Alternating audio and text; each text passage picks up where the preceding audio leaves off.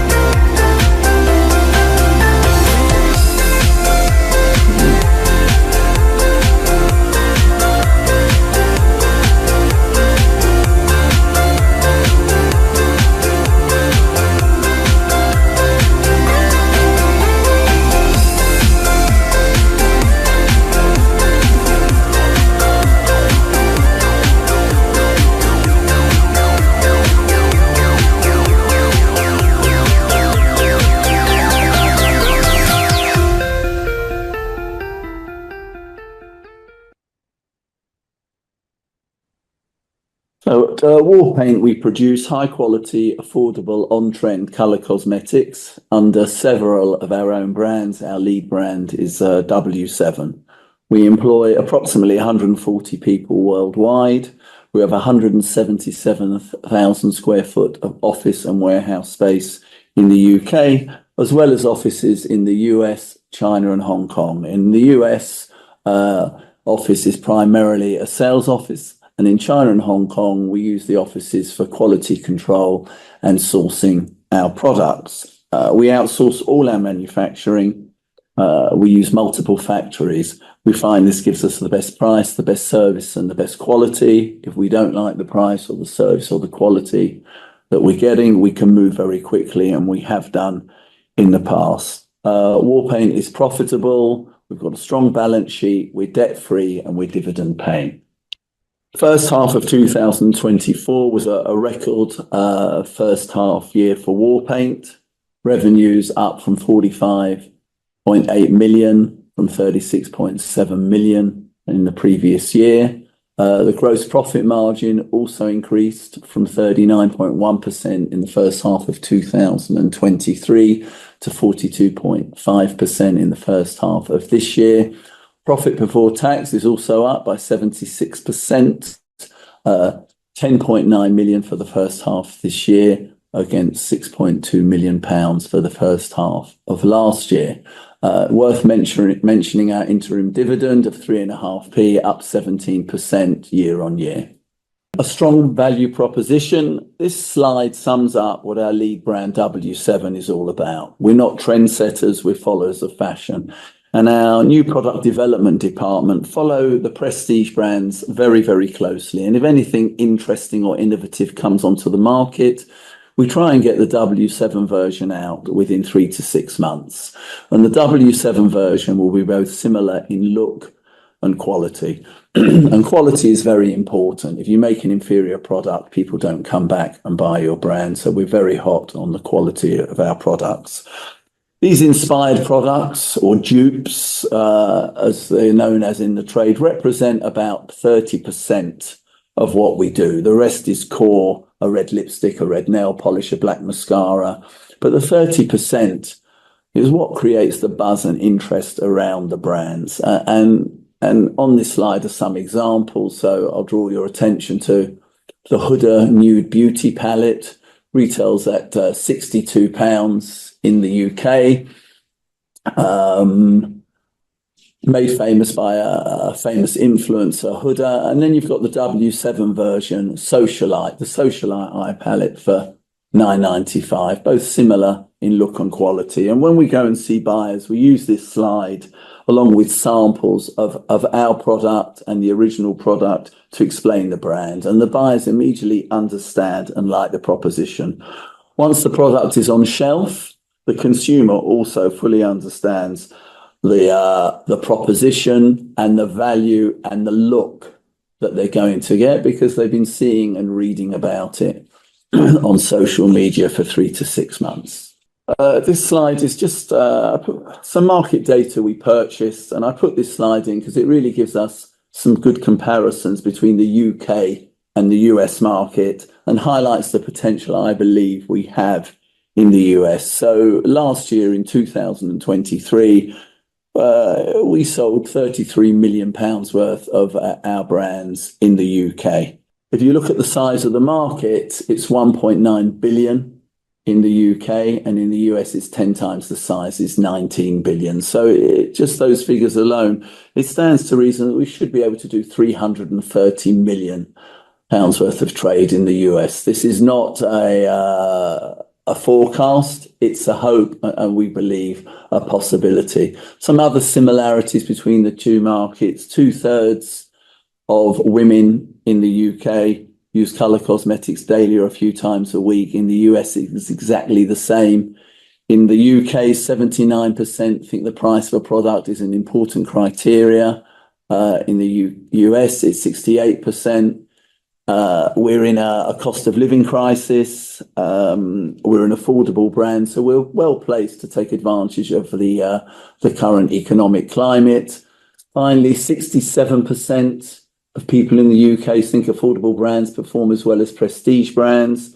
In the US, very similar number, 74%. We're a dupe brand, as I mentioned earlier. We make a good quality product. So again, we're well placed to meet this particular sort of criteria. Worth noting a quote from a CEO from a major retailer in the US: consumers are increasingly focused on value. So if you look at all this data, I believe that our brands meet all the criteria to succeed both in the UK and the US markets.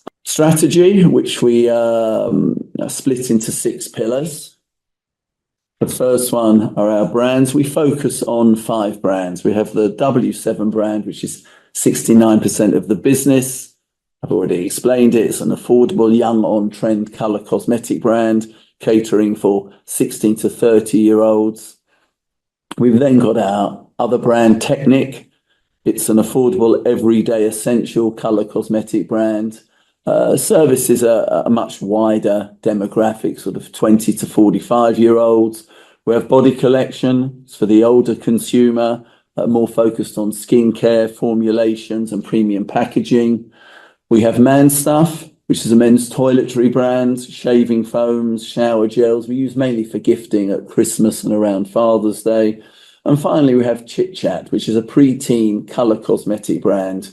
We like to say where the fun begins. So all these brands do something different. They don't cannibalize each other. We don't allow the number of products to proliferate out of control. We bring in new products. We take out old products.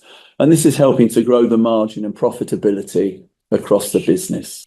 Develop and nurture current business. This slide is all about protecting our existing customer base. There's no point in acquiring new customers, the likes of Tesco, Boots, Superdrug, CVS, if we don't nurture and grow our existing customer base. So we're very focused on looking after our existing customers.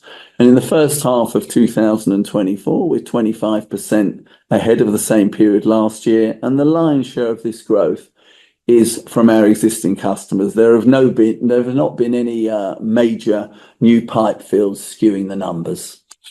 Grow market share in the UK. I like to call this our 75% strategy. Our business grew up in the discount sector. B&M, TK Maxx, Savers, these type of retailers, and they only represent 25% of the UK colour cosmetic market. So it leaves 75% for us to try and get our brands into, the likes of Tesco, Superdrug and Boots. We first landed Tesco in 2020. We started in 50 stores. We're now in over 1,400. And we've used all the success and the learnings that we had in Tesco to open into other larger retailers in the UK, some of which are listed on this slide, the likes of Boots, Superdrug, Morrison's, Asda. Grow US and China market share. In the US, we have a much tighter range, 150 to 200 best-selling products. We use third-party logistics in the US, so we can't afford to have slow-moving stock, so we focus on our best-selling hero lines. In the US, like the UK, we target the larger retailers. In the last couple of years, we've opened accounts with the likes of Five Below, Kroger's, CVS and HEB. And earlier this year, we announced we'd be launching into Walmart with our W7 and Technic brands later this year. And the stock is currently just being delivered as we speak. In China, we sell directly to consumers online.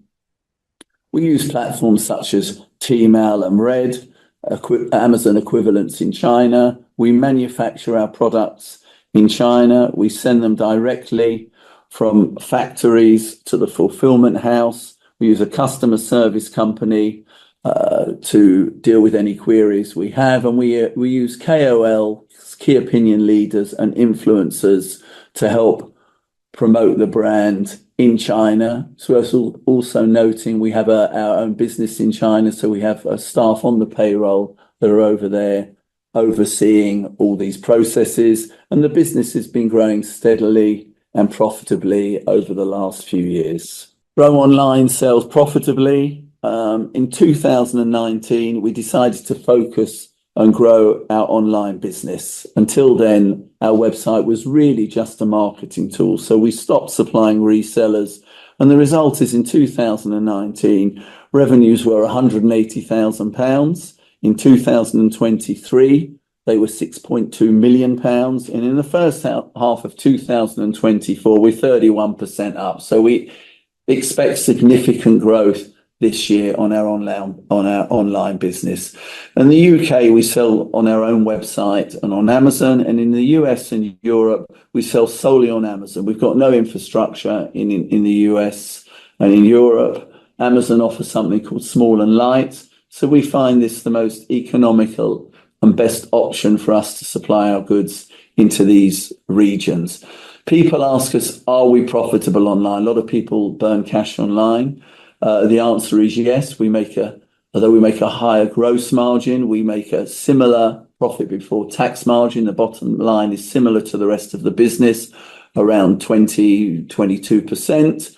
Could we grow the business faster? Yes, we could, but we've seen the pitfalls of other companies trying to grow their online sales for the sake of growing on our online sales. For us, it's all about profitability. So as we grow, we expect the profit to grow with it. Finally, the last pillar of the strategy, ESG, environmental social governance, important to our customers, consumers, and investors, and it's getting increasingly important. So it's something we take very seriously. And there's a number of things we're doing. The obvious ones, we reduced air travel. Our products are all now vegan and paraben free. We're reducing plastic packaging where possible.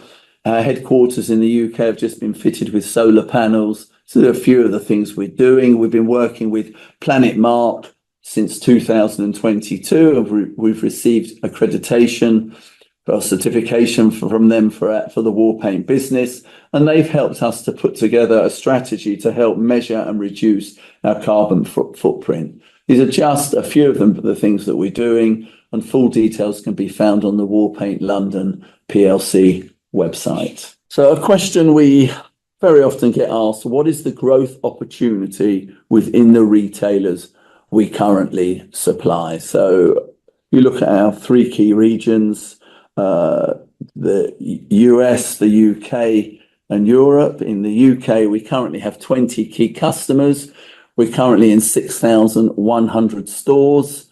There's a total of 13,000 stores. So it gives us the potential to go into another 6,900 stores in the UK. In the US, we've got 12 key customers. We're in 6,700 stores. There's a total of 24,200 stores. Gives us another 17,500 stores potentially we could enter.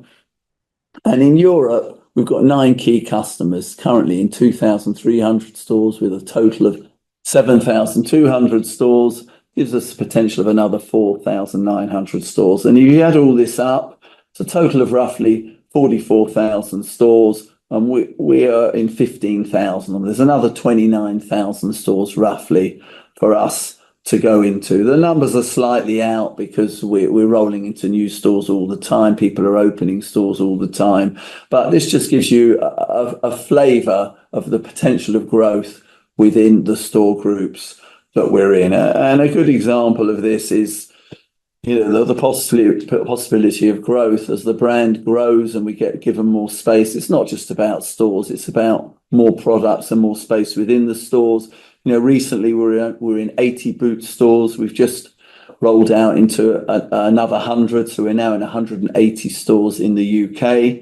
So just over double the amount of stores, yet the sales have increased fourfold as we've been given more space and better stores. Current trading momentum has continued across the group. Revenues for the first 9 months to the 30th of September this year were 76 million, will be 76 million against 64 million for the same period last year. Expansion strategy continues with going into further existing retail customers with more space and more stores. As well as discussions with new retailers both in the UK and the US. Outlook, we're confident that full year expectations will be met. Our house broker has forecast sales of 105 million, and he's just increased his forecast on the profit before tax to 24.2 million. And we're confident we can achieve these numbers. And finally, the summary, why invest in Warpaint? Record first half sales and profits for 2024 with 45.8 million in sales against 36.7 for the same period last year. Profit before tax in 2024 for the first half, 10.9 million against 6.2 million. continued expansion into the larger retail customers, as well as ongoing discussions with new retailers, both in the UK and the US. We've got a profitable e-commerce business and continuing to grow strongly, 31% up in the first half of 2024 against 2023. Finally, for me, the most compelling reason to invest in Warpaint: we're profitable, we've got a strong balance sheet, we're dividend paying, cash generative, and as I like to say, absolutely